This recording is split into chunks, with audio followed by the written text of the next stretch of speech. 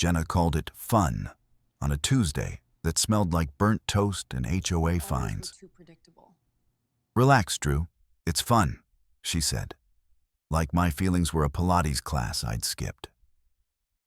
On our fridge, the HOA newsletter scolded us for leaving a bike on the porch, next to a magnet of a smiling avocado, which felt like taunting. Is that why you put his face on our smart lock? I asked. Her shrug looked retail. Emergency contact. Cole works late. Cole Whitaker, CEO of a human-first fintech headquartered in Midtown, which is a sentence that makes money sound like salvation. His jawline had a blue check. His apartment had a view that posted itself. Mine had a window unit that coughed August back in my face and a neighbor who grilled in the rain like a religion. The lock chimed and flashed. Guest added, C. Whittaker. Then my phone buzzed like the house was a dog who still recognized me. Door opened. 2:11 a.m. Door closed. 2:13 a.m. The house used to confide in me. Now it was whistleblowing. Don't be weird, Jenna said, sipping the green smoothie that turns people into better versions of themselves on Instagram. I'm not being weird, I said. I'm being married. By 7, I was on the line at Sal's, a diner in Jackson Heights, where eggs come with advice whether or not you ordered it. Sal, 70 and allergic to sentiment, flipped pancakes with the same motion he's used since dial-up. You look like you found out Santa is your landlord, he said. My wife says her affair is fun. She added him to our smart lock. Sal salted a tomato like a verdict. Recreational adultery. Queens is brave. I worked the grill like a DJ with grease.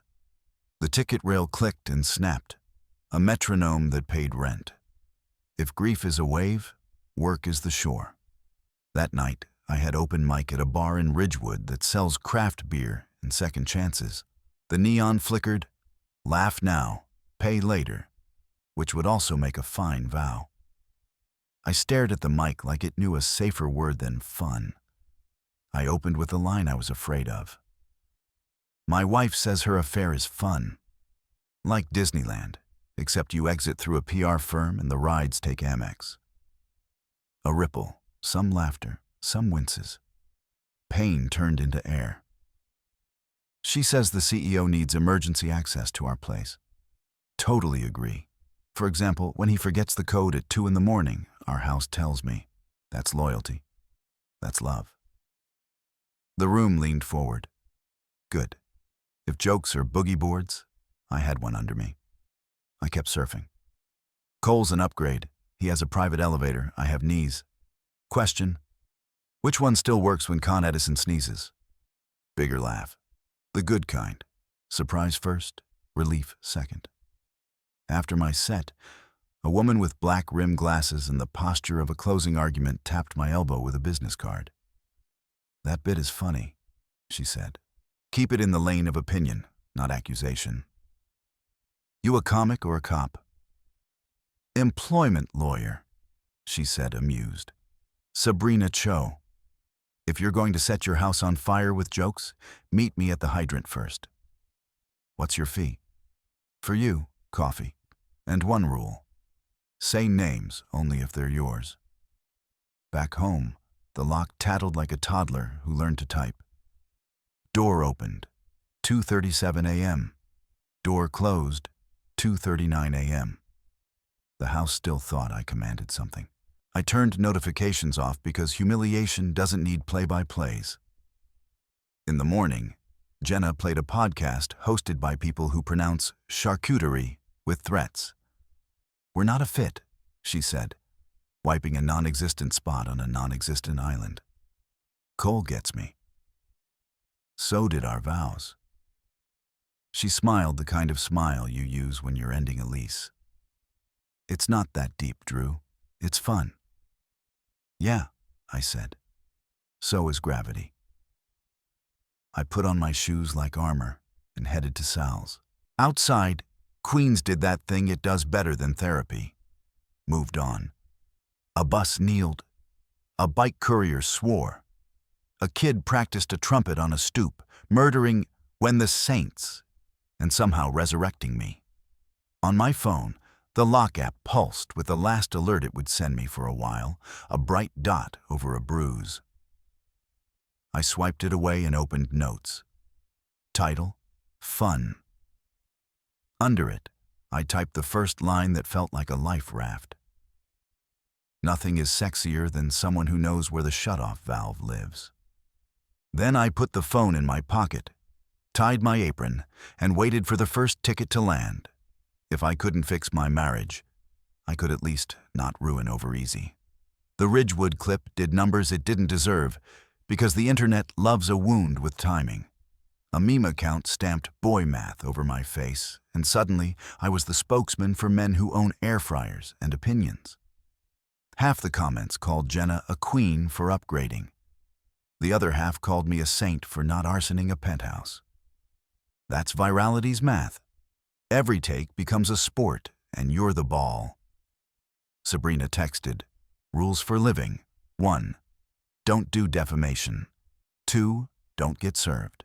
3. Keep jokes as questions. Then a latte photo, like a court-ordered comfort. We met at a coffee shop where the baristas had plant tattoos, and the Wi-Fi password was probably a poem. She ordered for me. If you want to keep this set as catharsis, she said, build it out of nouns no one can sue, public records, messages to you, your opinions, no names. Like the smart lock. Exactly. HOA notices, rent board filings, elevator service logs. Elevator logs? You'd be shocked what you can request when a building pretends to be a spaceship. That night, I excavated the drawer where we keep instruction manuals and tax ghosts. Jenna used to joke I archived emotions like warranties. Turns out I archived warranties like emotions. Under the junk, a crumpled receipt from the maintenance contractor. After-hours elevator entrapment service, so 2:38 a.m. Bill to Unit 29F. 2 nights later, another, Sauro 3B 11 a.m. Romance, I guess, had a schedule. I sent Sabrina a photo. This? Perfect. Tell the story, not a verdict, she replied. Let the crowd do the arithmetic.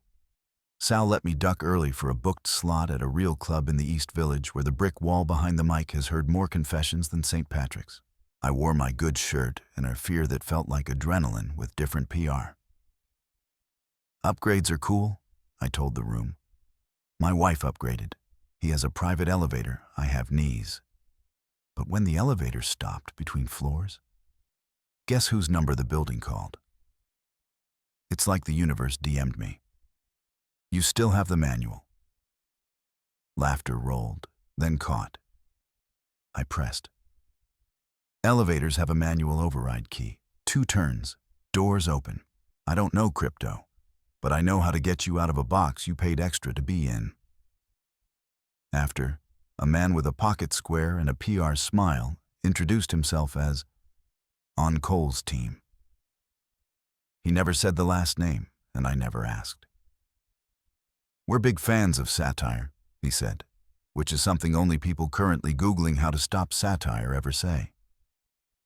But we're concerned your content may inspire harassment? Of a door? I asked. He handed me a letter printed on paper thick enough to make my hands sweat. Cease and desist in yacht font. Sabrina scanned it and snorted. Bluff stew, adjectives, no nouns. You're fine. Also, thank them for confirming they're listening. Should I? No. Make your set cleaner and meaner. Opinion, questions, your experience.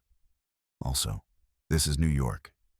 If you're going to open a door at 3 a.m., bring a union guy. At 3 a.m., the smart lock pinged, even though I'd turned alerts off.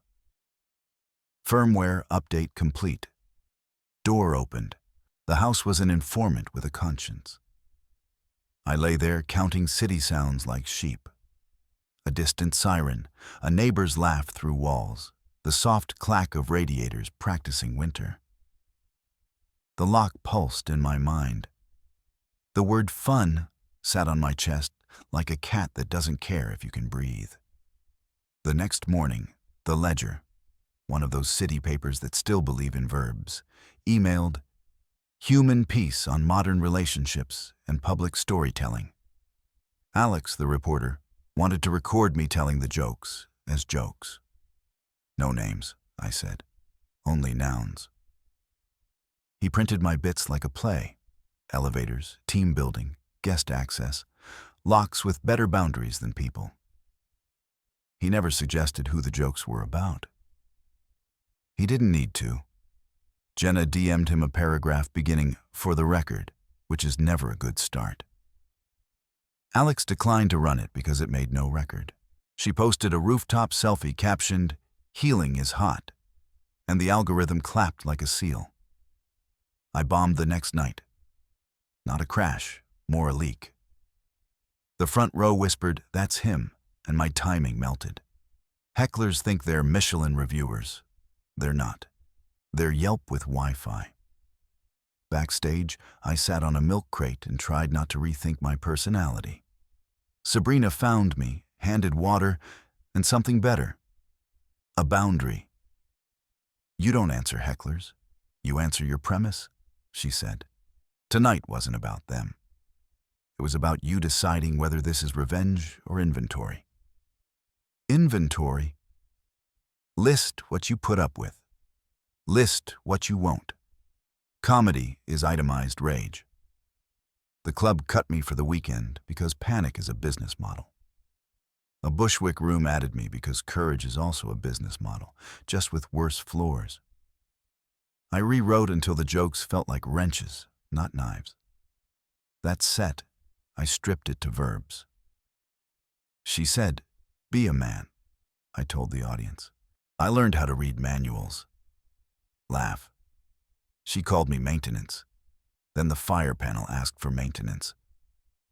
I closed with, "They say comedy is tragedy plus time. I say it's receipts plus time. Guess which one you can print." The laugh had a spine. On the walk home, the lock didn't ping. Silence, finally, understood its role. 3 days later, a nonprofit that pairs buzzwords with finger food invited me to a Beverly Hills gala. Tech saves tomorrow. They wanted 10 minutes up front to set a candid tone. Headliner, C. Whittaker on radical transparency. Los Angeles, different time zone, same hubris. The Beverly Wilshire ballroom smelled like sponsorship and rented sincerity. A woman with a clipboard and posture gave me a lanyard with my name spelled right, which felt like an omen. In the green room, the bottled water had never met a tap. I warmed up by whispering my set to a ficus. On stage, I cut around nerves like a surgeon avoiding arteries. Transparency, I said. Great word.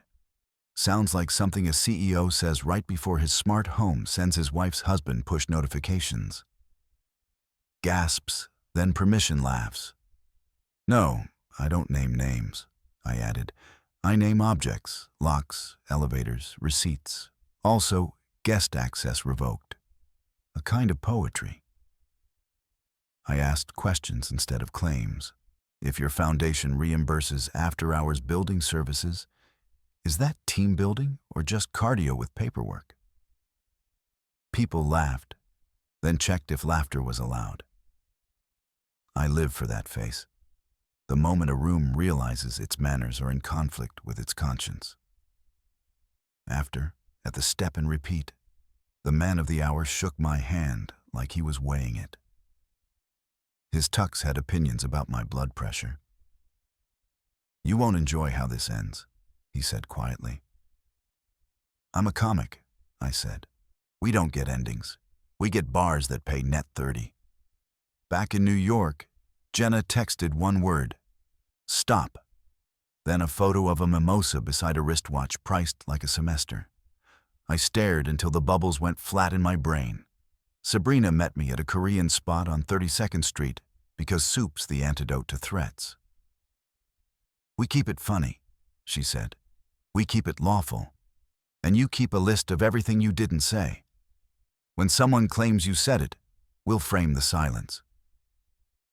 What's my job? Write, perform. And when you're tempted to gloat, don't. The internet doesn't differentiate between justice and a victory lap. On the subway home, a man practiced card tricks and lost to physics. My phone buzzed. Door opened, 12:04 a.m. Door closed, 12:05 a.m. Firmware or fate, I couldn't tell. I put the phone face down like it was a witness I promised to protect. The next week, I learned the smell of bureaucratic paper. Alex from the Ledger sent me public documents. A foundation's annual report with euphemisms in Times New Roman. Program services, MyEsque, based on after-hours building. Read a line that could mean anything or exactly what you think. The internet invented an account called a corporate cop that posted screenshots with the caption, "Transparency Theater." It went medium viral, big enough to make someone quiet in a meeting. The PR guy with the pocket square resurfaced, now with a lawyer. Letter number 2 threatened irreparable harm in a font that believed in itself. Sabrina drafted a response that boiled down to, "Your discomfort is not our defamation." The Bushwick set got hot. I added a chunk called Manuals. Nothing is sexier than someone who knows where the shutoff valve lives, I told the crowd. Build your life around that person, or become them. Applause, the honest kind. Not for me, for the idea. Jenna posted fewer brunches. Her captions read like hostage notes to an algorithm. New hair, new era, healed. She did not text. The smart lock did not ping. It was like a friend who finally stopped telling you when your ex walked in. One afternoon, a paramedic I recognized from late-night omelets left a note under a 20 at Sal's. We were on that entrapment. Your bit kept a guy from trying to pry the doors. Humor saves fingers. I kept the note behind my library card, where I store proof I'm still human. At night, I lay awake composing things I'd never say. Not threats. Just lines that felt like closing a door gently. I pictured a judge somewhere reading Sabrina's brief and saying the words, "protected opinion," with the calm of someone who has outlived 5 different types of nonsense. I pictured a foundation calendar with audit blocked out over a Thursday, and a person staring at it like it meant rain. Sometimes I pictured Jenna laughing at something Cole said, laughing the way she used to laugh with me. And I let myself feel it. You can't amputate what you used to be without learning where the nerves go. In the morning, I made eggs without ruining them. Progress comes disguised as breakfast. Clark, Cole, whoever he was on paper, filed a complaint thick enough to prop a door. The number of pages felt designed to exhaust me into apology. Sabrina read it with IKEA face, calm, inevitable. We'll file anti-slap, she said. California and New York both like jokes more than bullies. What if a judge hates comics? She lives in Manhattan, Sabrina said. She knows rent and irony. The hearing felt like school for adults who forgot how to sit. Wood paneling suggested manners. The judge listened to Sabrina explain that my bits were opinion and hyperbole on matters of public interest. Philanthropy, safety, workplace culture. If Mr. Keller were a columnist with these sentences, we wouldn't be here, Sabrina said. He's a comedian. His column has a cover charge. The judge almost smiled. Proceed, she said, like a green light. Phase 1 went our way. Protected speech, public concern, no victory laps. Sabrina warned me that outcomes are soufflés. You don't slam doors near them. I walked out like a person who remembered his legs.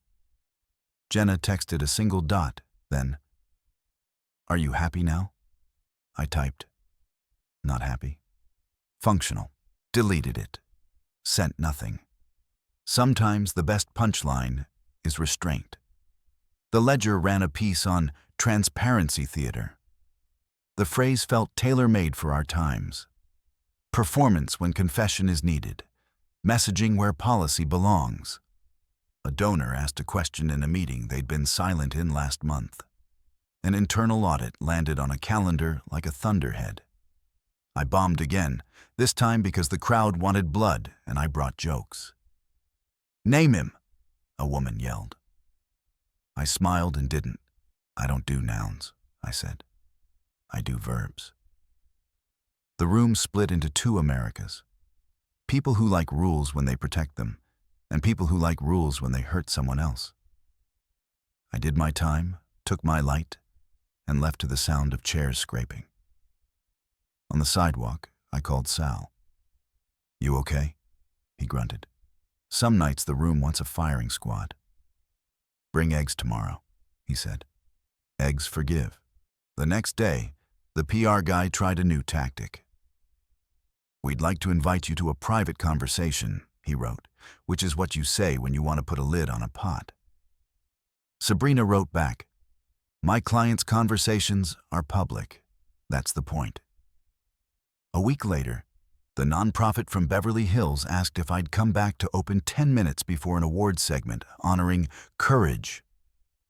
The honoree had pulled funding from a flashy org when receipts looked like improv. They wanted the room loose before the check got big. I almost said no. Then I said yes, because people learning in public deserve witnesses. I wrote a new chunk, the emergency contact set. My wife put the other guy as her emergency contact. I told the room. Cute until someone actually needs help, and the only person who answers is the husband you thought was a punchline. Laughter with a bruise in it. The kind I trust. After, backstage, Cole looked at me like a man who's memorized his angles. "Enjoy the 15 minutes, he said. 15 minutes is what main characters get, I said. Comics share, we get longer. He blinked, which read like buffering. Back in Queens, rain finally happened. The city turned reflective, literal and not. I wiped my shoes on the doormat Jenna picked, welcome in a font that lied, and unlocked a door that told me nothing because I'd asked it to. Silence has rules too. In bed, I wrote lines I didn't need on stage but needed anyway. I won't burn down your house. I'll install smoke detectors. I won't ruin your career. I'll ask how your receipts spend money. I won't say your name. I'll say mine loud enough that whoever needs to hear it does. Then I slept. It felt like renting my own body back. The blackout hit on a wind-heavy night that promised drama and delivered it. Queens went from gray to velvet. Sal closed early. Cooking eggs by feel is art, but also an insurance claim. My phone lit with a number I didn't know and an etiquette I did. Terror. Do you still have the override key? I called 911 because I'm not a hero. I'm a taxpayer. Elevator entrapment, I said. High floors. Send FDNY. Then I grabbed the little brass key I'd been given for emergencies, back when Jenna and I were still we. At the lobby, the doorman recognized my face and his surprise. Sir, you can't. FDNY is on the way, I said. I'm here to not make their night worse. In the cab, a voice said the universal line of the trapped. Hello? I talked them down like a dog off a couch. Stay away from the doors. Help is coming. Breathe. What's your name? Silence. Then, Jenna. Of course. A male voice, shaky. We tried the call button. Cool, I said. Now try faith. The firefighters arrived with the economy of people who don't bluff. I handed the key to the captain like a final magic trick. He used it. Crowbar kissed steel, groan, slide, air. The doors parted enough to pull them through. Jenna stepped out first. Her face did 10 emotions and chose pride to show. The man behind her had a haircut with a bored seat. He started to speak. I lifted my hands like an usher waving people toward reality. "You're okay," I said. "Go breathe somewhere else." "Thank you," the doorman mouthed. The captain nodded. Respect without flowers. Outside, the rain told the city to hush. My phone buzzed. "Sabrina, do not post." I texted back a photo of a fire truck and the word "understood." I didn't tell the story on stage for a week. I let it be human before I let it be content. Instead, I wrote a chunk called "Quiet Wins." She said, "Be a man," I told the crowd. I learned to read manuals. Nothing is sexier than someone who knows where the shutoff valve lives. Laughs that weren't at anyone's expense, but mine. Clubs started booking me for the right reason. The jokes worked. The Ledger ran a column about civic comedy, a phrase that should be insufferable, except the bit about elevators kept ambulance folks from prying. Donors moved money. An audit found policy gaps, grown up for "put someone who knows how things work in the room." Jenna posted less. Fewer rooftop sunsets, more walls. She dyed her hair blonder like she was outrunning a self the algorithm adored. She didn't text. The lock stayed quiet. It was like a friend who, after months of spilling the tea, finally decided to respect boundaries. Cole did a podcast about resilience where he said, "Context 6 times, and I'm sorry, 0 times." He smiled like a man hiding spinach. The host nodded like a bobblehead auditioning for sainthood. One afternoon, a woman in scrubs stopped me on Queens Boulevard. "Your bit about the elevator?" she said. "We show recruits that clip. Not naming people helps. It's the behavior." She fist bumped me with a glove, like a blessing. That night, Sabrina and I ate dumplings, standing because chairs felt arrogant. Steam fogged her glasses. "Is this revenge?" she asked. "No," I said. "It's inventory." "Of what?" "What I put up with, what I won't, what I can laugh at without lying about who I am." "That's a decent definition of love," she said. "Inventory," I teased. "Boundaries," she said, and didn't touch my hand, and somehow that felt like hope. At home, I opened the lock app and stared at the quiet. Then I turned notifications back on. If it pinged, I would let it. Not because I needed the pain, because I wanted proof the house and I survived each other. On a Tuesday shaped like all the others, a courier slid divorce papers under my door with the efficiency of a well-oiled hinge. Jenna wanted the rug we bought at a Hell's Kitchen flea market, the espresso machine I never learned to use, and my grandmother's Pyrex bowls. I signed off on everything but the bowls.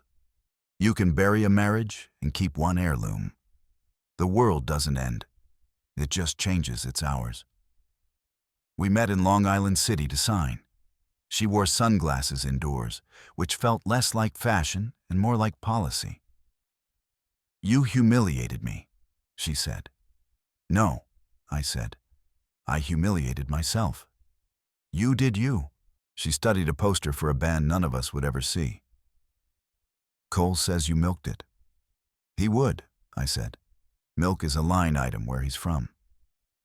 "For what it's worth," she added, small at the edges. I didn't think it would matter. "Everything matters," I said. "Even jokes." We signed. She left. I sat long enough for the barista to pretend not to need my table. On the walk home, I passed a couple sharing earbuds, high on a private soundtrack, and tried not to be mad at their hope. That night, I wrote the line the title demanded. She said the affair was just fun, I told the crowd. So I made her life a joke. I let it sit. Then, but jokes aren't weapons. They're mirrors. If you don't like what you see, break the mirror or fix your face. The room didn't cheer. It exhaled. Then it laughed at the good laugh. The door clicked kind. Sabrina handed me water like always. Final word? Not final, I said. Just this chapter. The audit ripple turned into a wave. A foundation board member stepped down to spend more time with family. Which is press release for I can hear the drumbeat. A new policy required receipts to be itemized like they meant it. The ledger ran transparency, now with instructions. Cole posted a sunrise run with the caption onward, and a comment section full of people auditioning to be history's +1. Jenna posted a book stack about healing, which made me weirdly proud. At least she was reading. Sal asked if I wanted more shifts. Busy is cheap therapy, he said. I took them. The grill became penance I could flip. Egg after egg, I remembered how to time a thing without overthinking it. Every ticket solved itself. A Bushwick comic pulled me aside. You're the guy, he said. I'm a guy, I corrected. Look, he said. I got cheated on once. I burned everything down, career included. You're doing maintenance. He grinned. Respect. Maintenance. The word used to sting. Now it felt like a job title I'd promoted myself to. I wrote a new chunk called Rules. Press releases don't reset breakers, I said on stage. Valet tickets won't lift gates. Headline guys love nouns. Quiet guys bring verbs. People nodded in a way that felt like church. I didn't preach, I reported. The bit ended with a question. Who in your life knows where the shut-off valve lives? The crowd started answering out loud. One woman yelled, my grandfather. A guy yelled, me. Then looked at his girlfriend and shrugged like he'd surprised himself. I walked home under a sky that had finally decided to be night and thought, this is what you do when the story won't give you the ending you ordered. You write the part you can live with. Cole appealed V, of course he did. The brief read like a TED Talk in a tux. Sabrina filed an opposition that smelled like steel. The appellate panel asked whether comedy that moves a donor to ask a question is a public good.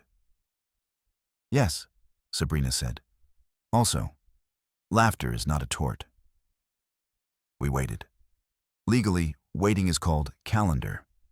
Emotionally, it's called leaving the room to scream. I did sets. I flipped eggs. I learned the names of the night shift USPS guys. I didn't check Jenna's socials. Then I did. Then I wished I hadn't. Healing looks good on everybody else. A club owner in the village gave me a residency. Fridays at 9, a slot with permission baked in. Sabrina came to opening night and stood at the back, arms crossed, eyes kind. After the show, we walked to a taco truck and ate standing because chairs still felt like bragging. You know, she said, most people think law is nouns, contracts, names, but it's verbs. Perform, breach, rely, remedy. Your set learned that. Is this how lawyers flirt? I asked.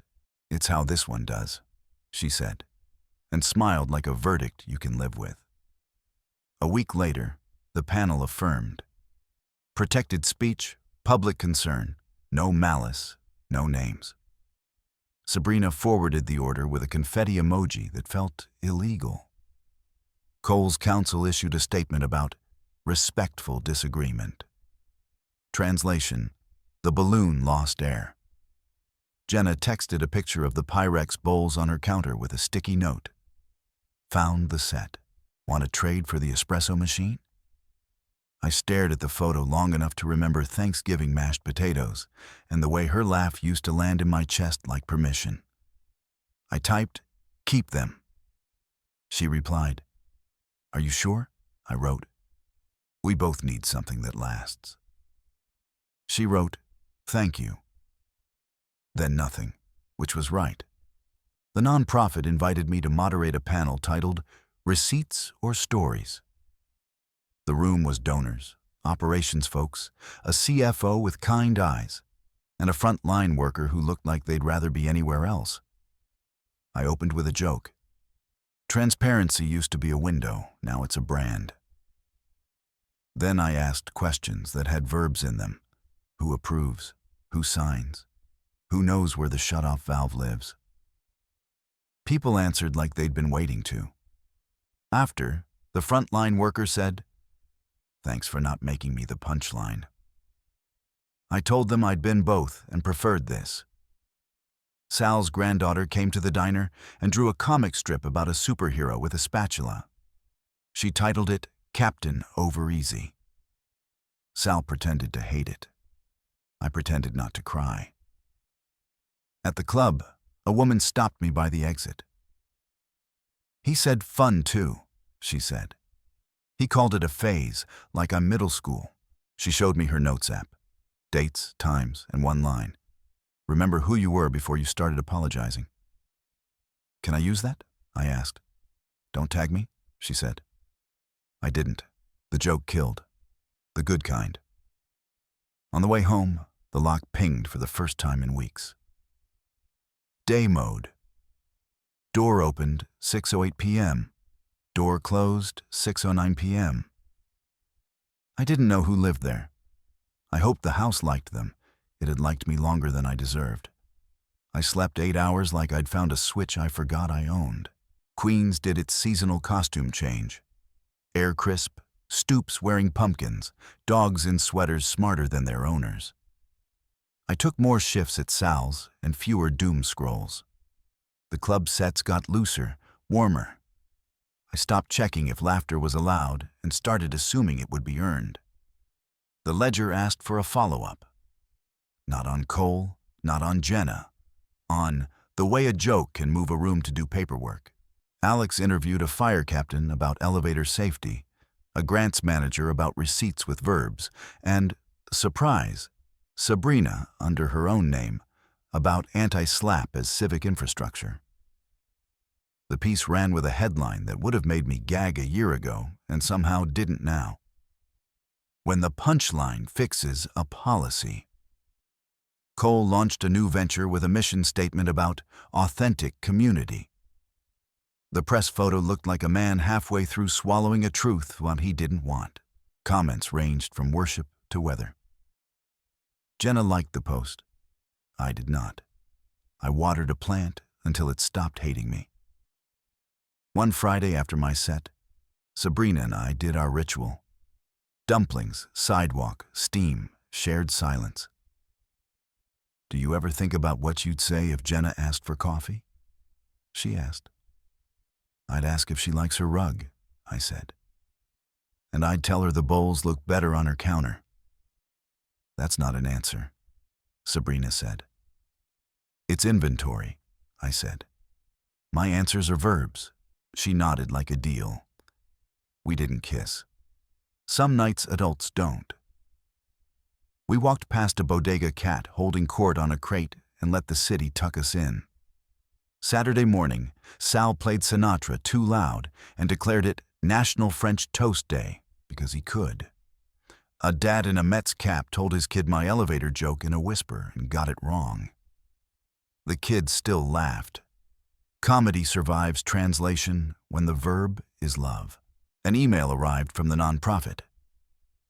"Would you workshop a quiet wins training for staff and grantees?" I wrote a deck I never thought I'd write. Slide 1. Press releases don't reset breakers. Slide 2. No green, no go. A shout to theater pros who taught me. Slide 3. Who has the manual? We piloted it with 10 people in a community center basement that smelled like honesty. "What if my boss loves nouns?" someone asked. "Bring them verbs," I said. "Then charge your phone." On stage that night, I tried a new closer. Stripped of everything except the thing I could live with. She said the affair was just fun, I said. So I made her life a joke. Beat. But here's what I learned. Jokes aren't weapons. They're mirrors.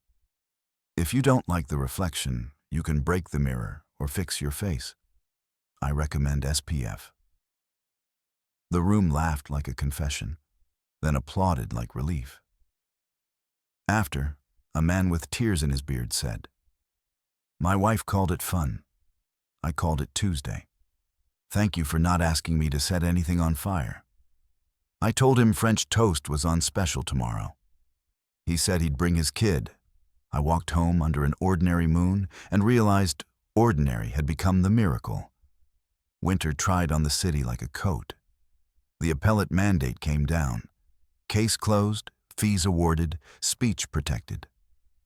Sabrina sent me a screenshot with 3 firework emojis and 1 sausage, because she is confusing, and I liked it. Breakfast? She texted. Always, I replied. The nonprofit published a quiet wins checklist online. It wasn't sexy. Call lists updated, shut-off locations logged, expense categories with verbs, an internal rule that said if a receipt can't explain itself in 1 sentence, it doesn't get reimbursed. Commenters rolled their eyes, then printed it. I know because they sent me photos taped to break rooms. Cole did a Silicon Slopes keynote in a sweater meant to read, "Approachable." He said "learned" twice, and the room clapped like they'd been told to. Jenna posted a photo of a sunrise with the caption, "New chapter," then turned comments off. I didn't take the bait. I went to work. Sal's granddaughter came in with a school project, interview a community helper. She asked me why I like cooking eggs. They don't lie, I said. They either flip or they don't. She wrote it down like it was wisdom and drew a spatula with a cape. Captain Overeasy returns, I said. Sal rolled his eyes so hard they did cardio. At the club, I experimented. A crowdwork section with rules, no names, only verbs. Tell me a problem that needs a manual, I said. A woman yelled, "Our building keeps flooding the basement." Find the valve, I said. A guy yelled, "My boss says fun when she means unpaid." The room groaned in solidarity. Ask for receipts, I said. Then ask for verbs. The crowd started clapping before I could tag it. That sound, the room agreeing with itself, is better than any laugh. Sabrina and I took a Sunday walk on the Queensboro Bridge, wind making our eyes water like feelings.